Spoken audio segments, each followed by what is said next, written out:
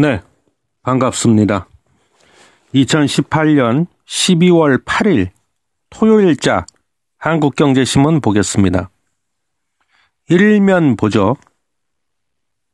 야당 고강도 칼질 벼르더니 되레 여당과 복지 퍼주기 경쟁.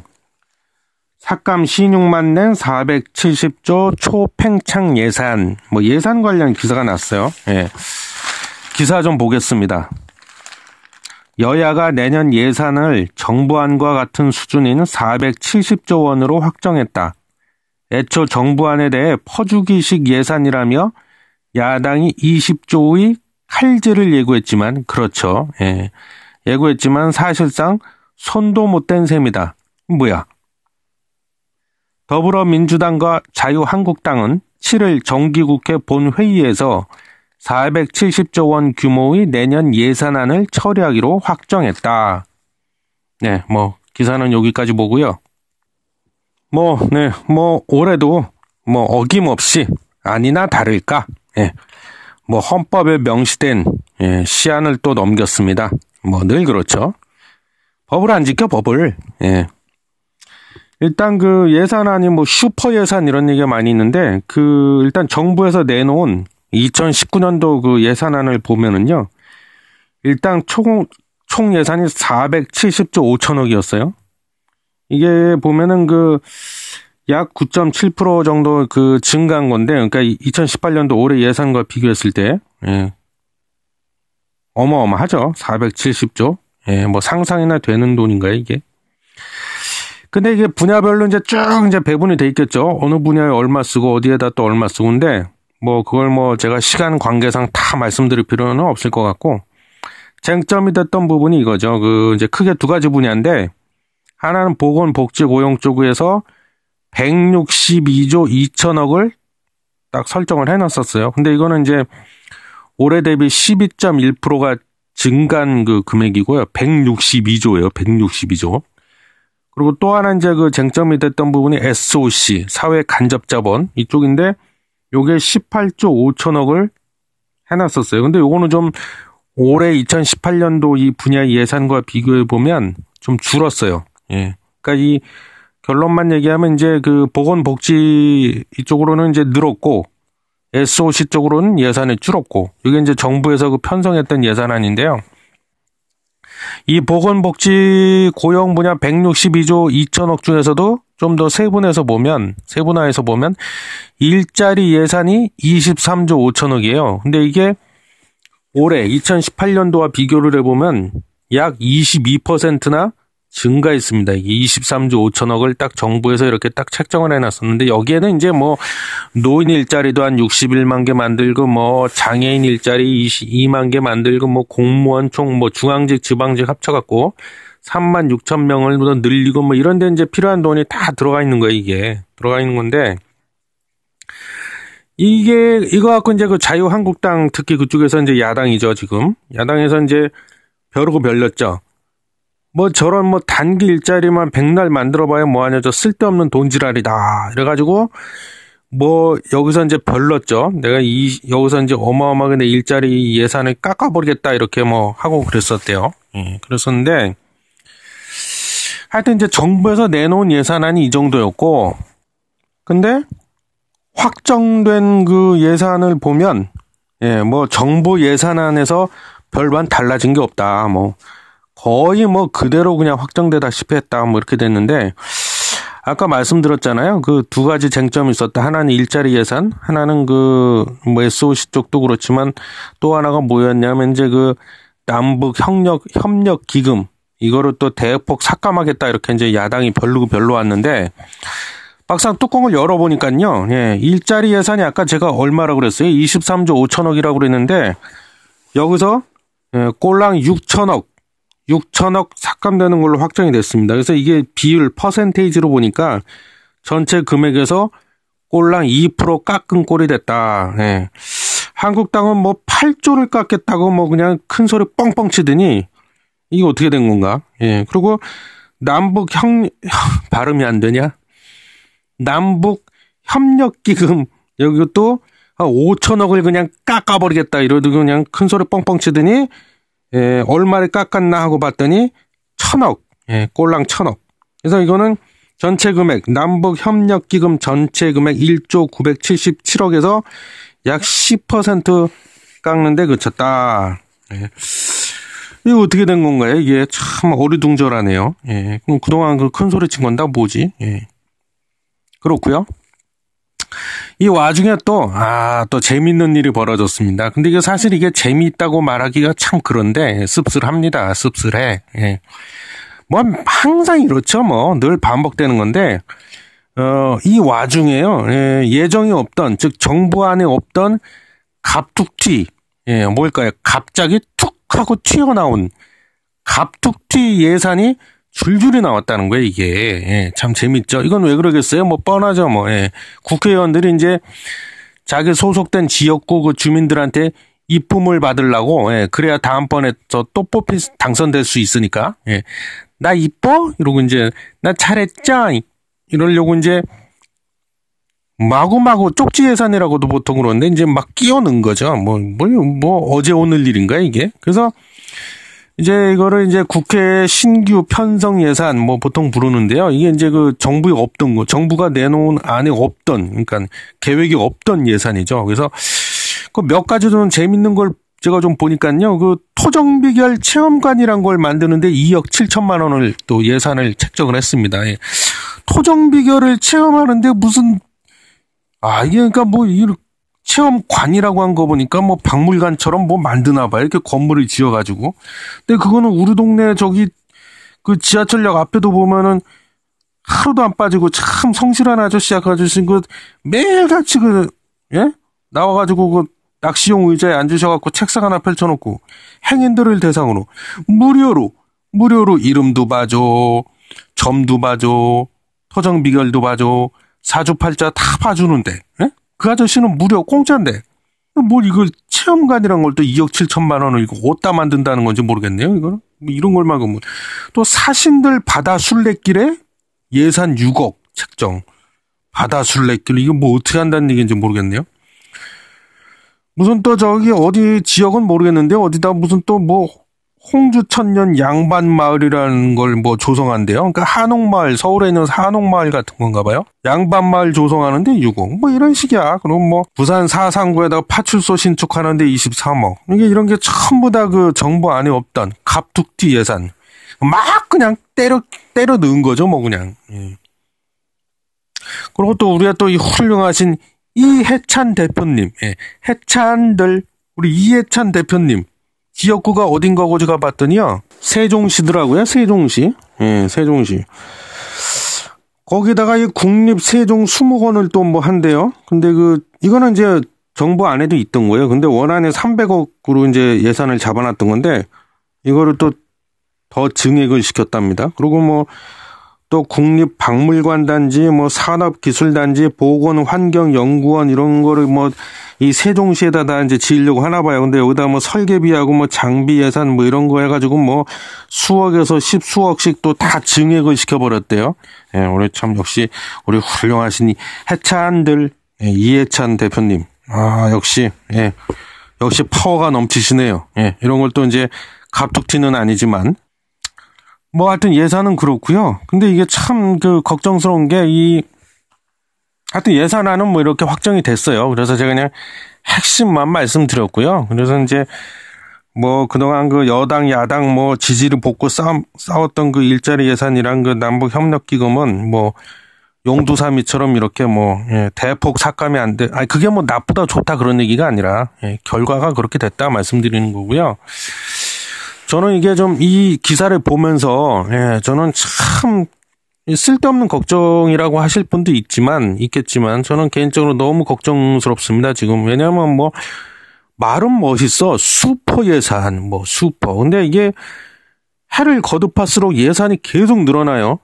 뭐 우리나라가 예산이 뭐 300조 원대였던 시절이 엊그제 같은데 벌써 뭐 400조 원대를 넘어서 갖고 지금 500조 원대를 바라보고 있죠. 그래서 2018년부터 2022년까지 국가 재정 운영 계획을 발표를 했는데요. 이게 좀 내용을 보면 요 기간 동안에 연평균 재정 지출 증가율이 한 7.3% 정도로 돼 있습니다. 그래서 이게 계획대로 만약에 간다면 2020년이 되면은요, 와, 504조 6천억이 됩니다. 504조 6천억. 최초로 500조를 돌파해. 참 대단합니다. 우리나라 1년 예산이 어느새 500조가 넘어간다는 얘기예요. 2020년. 이 계획대로만 간다면. 근데 이 정부에서는 도대체 뭘 믿고, 그죠? 뭘 믿고 돈이 어디 있어갖고, 어디서 나서 저렇게 500조 이상을 쓰겠다고 저렇게 계획을 잡아놨을까요? 뭐 근거가 있을 거 아니에요? 그게 이제 세수에 대한 자신감이랍니다. 세수. 그래서 구체적으로 좀 내용을 뜯어보면 2017년도 작년에 세수가요. 즉 세금 수입이 국가에서 세금을 걷잖아요. 그 세수, 그건 이제 세금 수입 줄여갖고 세수라고 하는데 이게 23조 원이 더 오바돼서 거쳤답니다. 그리고 올해 2018년도 상반기에만 19조 원의 세금이 예상보다 더 많이 거쳤다는 거예요. 그러니까 이런 거에 대한 이제 자신감인 것 같아. 그래서 정부 그 기재부 말로는요, 반도체 호황이 지속되고 있고, 그리고 올해 2018년도에 법인세하고 소득세 이런 거에 대한 그 최고 세율이 인상이 됐고, 내년에는 이제 종부세, 종합부동산세, 그거 인상, 이런 예정, 이런 것들에 의해서 2019년도 내년까지도 세수 호조가 이어질 것으로 보여진다, 뭐 이러고 있습니다, 지금. 예, 근데, 이게 과연 정말 계획대로 이렇게 될까? 이게 반도체 호황이 지속되고 있다고는 했는데, 뭐 반도체 이게 그동안 숱하게 말씀드렸죠, 제가. 방송에서. 디램값 뭐 지금 계속 뭐 추락하고 있고, 지금 삼성전자, 삼성도 뭐 내부적으로 지금 뭐 우리가 지금 잔치 벌릴 때가 아니다, 지금 뭐 위기다 이러고 있는데, 이런 거를 근거로 들어서 뭐 이렇게 수출이건 뭐죠, 경기 침체 제가 그동안 수도 없이 얘기했고, 예? 참 걱정이네요. 근데 아이러니한 거는 정작 기재부에서 그 발표한 그걸 보면은요, 2018년도에서 2022년도까지 재정 수입과 재정 지출 전망치를 제가 좀 보니까요, 이게 아이러니한 게 뭐냐면요, 2019년도 내년도까지는 이 추정치에 의하면 내년도까지는 재정 수입이 재정 지출보다는 더 많어. 그러니까 좀 다행이죠. 그래서 내년에 재정 수입이 481조 3천억, 재정 지출이 470조 5천억. 더 많죠, 수입이 지출보다. 근데 이게 2020년이 돼버리면은요, 재정 수입이 504조 1천억, 재정 지출이 504조 6천억. 그래서 재정 지출이 재정 수입을 5천억 초과하게 돼버려요. 예. 적자네, 적자, 그죠? 그래서 2021년도, 2022년도로 가면 이 격차가 더 벌어진다는 겁니다. 그래서 이 기재부에서 발표한 건데, 전망치. 좀 아이러니하죠. 예.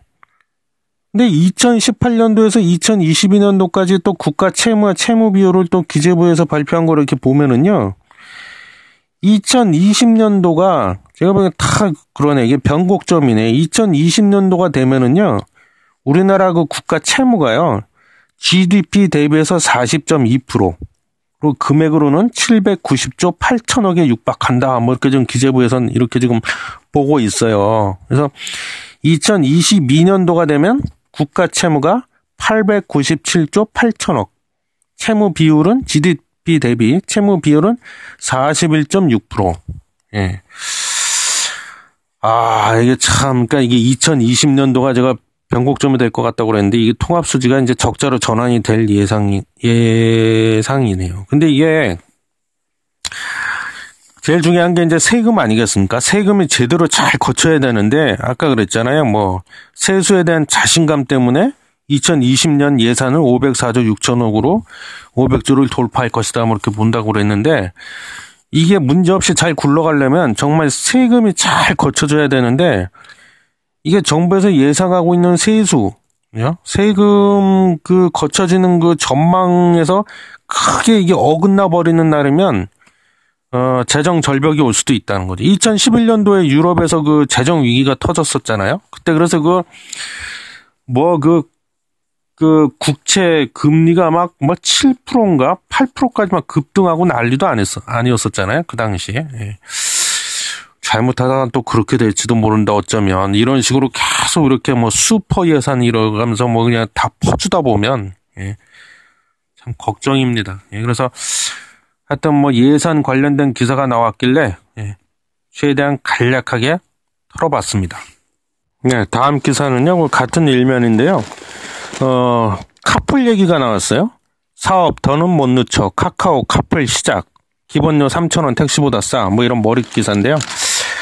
카카오가 택시기사들의 반발을 의식해 수개월째 미뤄온 카풀 서비스를 7일 출시했다. 드디어 출시했네요. 그리고 오는 17일에는 정식 서비스로 전환해 누구나 이용할 수 있게 할 계획이다. 기본료는 2km까지는 3,000원으로 돼 있다. 그리고 이게 현행법을 보면은요, 이렇게 돼 있다네요. 출퇴근 시간대에만 개인 간 카풀을 허용하고 있다.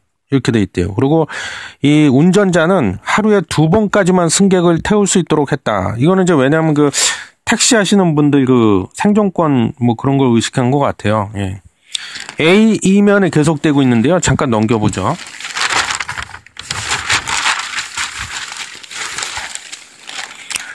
카카오의 카풀 서비스는 택시를 부를 때 쓰는 카카오티 앱에서 이용할 수 있다. 앱을 업데이트한 뒤에 카풀 메뉴에서 목적지를 입력하면 동선이 맞는 운전자와 연결을 해준다. 요금은 미리 등록해둔 신용카드, 체크카드로 자동 결제되고요. 운전자로 참여하려면 카카오티 카풀 크루용 앱이 따로 있어요. 이 앱을 따로 내려받아야 한다. 얼굴 사진, 운전면허증, 자동차 등록증, 보험증권 등 13종의 서류 심사를 거쳐야 한다. 현행 여객 자동차 운수사업법은 출퇴근 시간대 카풀을 허용하고 있다. 그래서 이 서비스 자체가 불법은 아니다. 그죠? 불법 자체는 아닌가 봐. 이게 여객 자동차 운수사업법이라는 게 있어갖고 그러니까 이 카카오 카풀은 승차 공유잖아요. 승차 공유. 근데 이제 차량 공유라는 게 있잖아요. 또 차량 공유. 그런 게 이제 외국만큼 아직 활성화가 안 되는 이유가 이 여객 자동차 운수 사업법이란 것 때문이죠. 그래서 자가용으로 돈을 받고, 예, 뭐 승객을 태우는 것 자체가 불법이죠. 그러니까 한마디로 택시처럼 그렇게 자가용으로 영업하는 거는 지금 법에서 허락을 안 하고 있습니다. 예. 그래서 이거 갖고도 뭐 말이 많죠. 그래서 우리나라에서도 우버가 결국에 철수하고 이랬는데, 그렇습니다. 근데 어쨌든 글쎄 이거는 이용자 입장에서는 반가운 일이긴 해요. 예, 카풀. 근데 이제 좀 걱정스러운 게 이 택시 하시는 분들이 참 걱정이네요. 정말 택시 하시는 분들. 예? 어떡하죠 이분들. 그래서 아니나 다를까 이분들이 지금 잔뜩 뿔나셨어요. 뿔이 나셔갖고 이게 아까 그랬잖아. 7일날 서비스 이제 카카오에서 실시를 했는데 정식 서비스는 17일날 한답니다. 17일날. 근데 이 전국 택시 노동조합 연맹 이런 데가 있나 봐요. 근데 이 여기를 포함해서 4개의 택시 관련 단체가 있는데 비상대책위원회 회의를 열었답니다. 이날 7일날. 예, 그래서 여기서 이제 뭔가 성명 같은 걸 발표하셨어요. 이분들이. 근데 이제 카카오에서 예정대로 오는 17일날 정식 서비스를 만약에 개시를 하면, 예, 전 차량을 동원해서 정부를 압박하는, 예, 끝장 집회를 열겠다. 우리가 이렇게 엄포를 놓으셨습니다. 이분들이. 가만두지 않을 거야. 다 부셔버릴 거야. 지금 이렇게. 그래서 그동안에 한 2차례에 걸쳐서 이 카풀 반대 집회를 이미 했는데 요 17일날 아마 대대적인 집회가 있을 것 같아요. 예, 그래서 3차 집회가 되는 건데 이렇게 되면 그래서 참 저는 주변에 택시 하시는 분은 안 계신데 제가 만약에 택시 기사라고 해도 이게 별로 이게 썩 달갑지 않을 것 같긴 해요. 근데 모르겠습니다. 제가 어느 쪽 편을 들자는 게 아니라, 예, 그런 뜻이 아니라 이건 시대를 거스를 수 없는 대세긴 대세가 될 것 같아요. 요즘에 뭐 공유 경제 그래서 요즘엔 보니까 그 주방도 공유로 하더라고요. 공유 주방 그래갖고 뭐 지금 잠깐 기억이 나는 게 그 우버를 창업하시는 분이 그 애플의 스티브 잡스처럼 자기가 창업해놓고 우버에서 쫓겨났잖아요. 쫓겨나가지고 뭔가 또 새로운 사업을 시작을 하셨더라고요. 근데 그게 뭔가 봤더니 그 공유 주방 사업이래요. 그래갖고 뭐 우리나라에서도 그 사업을 제가 뭐 아직 시작했나? 뭐 시작할 예정인가 그런 걸로 알고 있는데 그러니까 이제 주방을 같이 쓰는 거예요. 그래서 그 식당 같은 경우에 이제 뭐 그 아무리 뭐 테이블 몇 개 놓고 이렇게 식당을 차리려고 해도 이래저래 최소 1억 이상은 들어가지 않습니까? 뭐 인테리어비, 그다음에 뭐 식자재비, 뭐 주방 인테리어비, 뭐 각종 뭐 기구 들여놔야 되고 근데 그렇게 딱 이게 장사가 잘 되면 괜찮은데 안 되면 이게 참 곤란하잖아요. 그래서 그런 리스크를 줄이기 위해서 이제 주방을 뭐 이렇게 예를 들면 한 20평짜리에다가 뭐 주방을 한 그 키친 그거를 뭐 뭐라고 얘기를 해야 돼? 그걸 뭐 하여튼 그걸 대여섯 개 이렇게 설치를 해가지고 뭐 임대료 형식으로 이렇게 돈 얼마 받고 주방을 빌려주는 거죠. 그래서 근데 이런 거는 이제 그 주로 배달 전문 식당에서 이제 이용하기에 적합한 서비스가 되겠죠. 그래서 요즘은 죄다 공유잖아요. 뭐 사무실도 공유하고 같이 쓰고 뭐 그렇습니다. 그래서 이제 요즘엔 뭐 죄다 그거잖아요. 공유 경제. 그다음에 또 렌탈. 죄다 빌려 쓰잖아요. 소유를 잘 안 하려고 그러잖아요. 예. 그래서 뭐 공유, 렌탈 이런 게 대세이기 때문에 저는 모르겠습니다. 이게 참 하여튼 빨리 뭐 좋은 해결책을 찾았으면 좋겠는데 택시 기사분들이 일방적으로 피해보지 않는 그런 좋은 해결책이 있었으면 좋겠습니다. 근데 어쨌든 이거는 뭐 시대의 흐름이기 때문에 이거 역행할 수는 없을 것 같아요. 예. 근데 하여튼 뭐 그렇습니다. 그래서 저도 이 카카오티 그거를 좀 이렇게 좀 어플을 다운받아서 좀 봤는데요. 뭐 인터페이스나 이런 거는 잘 돼 있더라고요. 근데 제가 아직 뭐 이 카필 서비스를 이용해 보지는 않았는데 직접. 근데 잘 해놨어. 근데 이게 뭐 그렇습니다. 하여튼 근데 카카오 얘기는 뭐 나중에 기회가 있으면 또 하겠습니다. 뭐 개인적으로 하고 싶은 얘기가 좀 몇 가지 있긴 한데 뭐 주제에서 벗어난 얘기가 될 것 같아서 오늘의 이 신문 기사와 관련이 없는 얘기들이라서 이건 나중에 하겠습니다. 근데 아무튼 근데 뭐 앱을 이렇게 쭉 보니까는 실행해 보니까 잘 해놨더라고요. 뭐 인터페이스도 잘 돼 있고. 그래서 근데 저는 개인적으로는 좀 이게 또 이게 자꾸 얘기가 길어지는데 그 여성분들은 좀 뭐랄까요? 제가 너무 부정적인 건가요? 그 모르는 사람이랑 같이 타는 거잖아요. 근데 그 운전자분이 다 착하고 좋으신 분들만 계시면 괜찮겠지만 개 중에 일부겠지만 좀 이렇게 좀 안 착하신 분들도 계실 것 같아요. 그럼 특히 여성분들이 좀 위험할 수도 있는데 거기에 대한 방지책이 뭐가 있나고 봤는데 좀 있긴 있더라고요.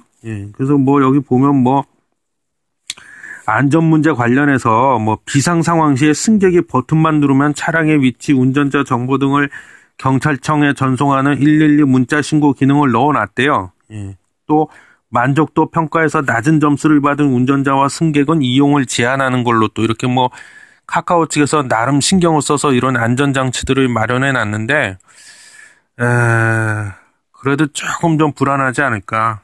뭐 근데 뭐 출퇴근 시간대만 주로 이용하겠죠, 사람들이. 그죠? 뭐, 그러다 보니까는 뭐, 하여튼, 모르겠네요. 이건 뭐 좀 지켜봐야겠네요. 앞으로 이게 얼마나 활성화가 될지, 카풀이. 그렇습니다. 네. 다음은 그, 증권면으로 가보겠습니다. A13면인데요. 유가 박스권, 땡땡땡, 원유 DLS 투자, 지금이 적기, 뭐 이런 헤드라인인데요. 기사 보죠. 국제 유가가 급락하면서 원유 파생결합 증권 DLS에 대한 투자자의 관심이 높아지고 있다. DLS는 주가 연계증권 ELS처럼 유가가 일정 가격 아래로 떨어지지 않으면 연 5에서 10%가량 약속한 수익을 주는 상품이다. DLS 얘기가 나왔는데요. 그 전에 요 DLS라는 게 파생결합증권이에요. 파생상품은 아니고 파생결합증권인데 이거는 그 진투방 시간에 보면은요. 33회, 진투방 33회 금융상품 털기 투 DLS라는 그 제목으로 방송이 올라가 있습니다. 이건 제가 지난 시간에 금융상품 털기 시리즈 하면서 DLS에 관해서 자세하게 상세하게 설명을 해놨으니까요. 그걸 먼저 좀 들어보세요. 이 상품 DLS에 대해서 관심 있으신 분은.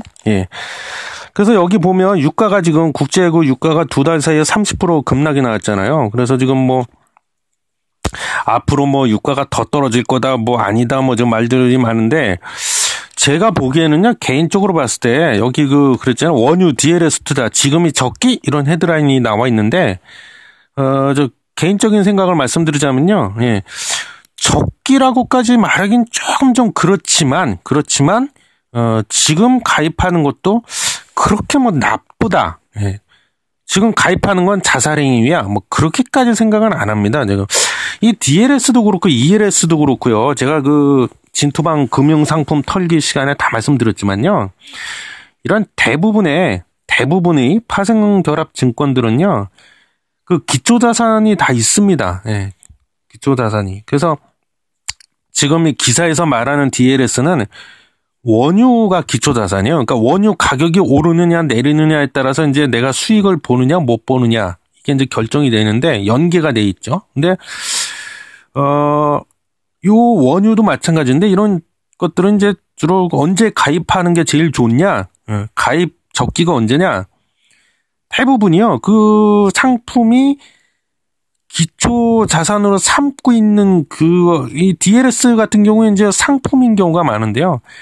그 상품의 가격이 거의 바닥일 때, 그러니까 다른 말로 바꿔 얘기하면 더 이상 그 가격이 떨어질 확률이 매우 낮을 때, 그리고 떨어져 봤댔자 뭐 그렇게 크게 떨어지지 않을 확률이 높을 때, 그때 가입하는 게 좋습니다. 왜냐하면 이제 이 녹인 구간이라서 여기 보면은요, 이 신문에서 그 예를 들어 놓은 거 보면 청약 가능한 주요 원유 DLS 그래서 상품 한 4가지가 지금 여기 기사에 예로 나와 있는데요. 예를 들면 뭐 한국투자증권 트루 DLS 제 1291회 요 DLS는 이제 제시 수익률이 1년에 9.5%네요. 꽤 많이 주네. 근데 요거는 이제 기초자산이 브렌트유하고 WTI 이렇게 섞어놨네요. 근데 이게 이런 거 이제 녹인 배리어라고 그래갖고요. 이제 이게 다 얘기했어요. 진투방 아까 얘기했죠. 진투방 33회 시간 꼭 들어보세요. 거기 보면 녹인 배리어가 이건 50%. 그러니까 이건 뭐냐면 이게 이제 가입할 당시에 이 원유 가격의 50% 이상 하락하지만 않으면 약속된 수익을 준다 이거예요. 그러니까 반토막만 나지 않으면 된다 이거예요. 그렇기 때문에 대부분의 상품들이 다 이렇기 때문에 항상 이런 파생결합증권 DLS도 그렇고 가입할 때는 가입하는 시기가 매우 중요한데요. 타이밍을 잘못 잡아서 가입해버리면 손실보잖아요. 손실보기 때문에 가입하는 타이밍을 잘 잡아서 해야 되는데 그 기준이 뭐냐 그러면 그 기초자산의 가격이 거의 바닥에 왔을 때 가입하는 게 좋다. 그때가 가입 적기다. 근데 사실은 이게 뭐 국제 원유 유가 기름값이 앞으로 오를지 내릴지 어떻게 될지 그거를 어떻게 알아. 그죠? 뭐 신이야? 어떻게 알아. 그죠? 근데 그거는 뭐 몇 가지 확률이잖아요. 다 확률 100%가 어디 있습니까? 신이 아닌 이상. 근데 확률적으로 이제 저희가 판단을 하는 거죠. 앞으로 확률상 올라갈 확률이 높다 아니면 내려갈 확률이 높다. 확률 갖고 판단하는 수밖에 없죠. 근데 여기 보면 친절하게도 한국경제신문 증권면에 나와 있는데 WTI 서부 텍사스산 중진류 WTI 선물 가격을 보니까요. 많이 빠지긴 많이 빠졌네요. 올해 10월 3일 날 76불 정도 76달러가 조금 넘었었는데 이게 어느덧 계속 빠져가지고 11월 28일 날 50달러 그리고 12월 6일 날 51불이 조금 넘었네요. 51달러가 살짝 넘었네요. 예.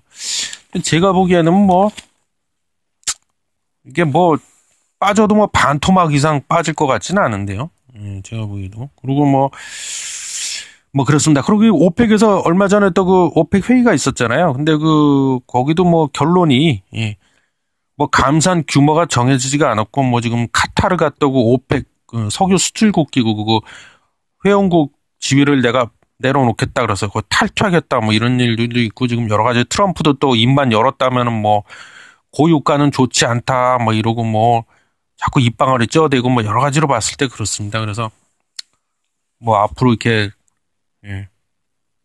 뭐 반토막 이상 뭐 폭락이 나올 확률은 글쎄 모르겠네요. 뭐 그렇다고 그럼 이게 뭐 유가가 앞으로 또 뭐 폭등할 확률이 있냐? 예, 제가 보기에는 별로 그것도 없다.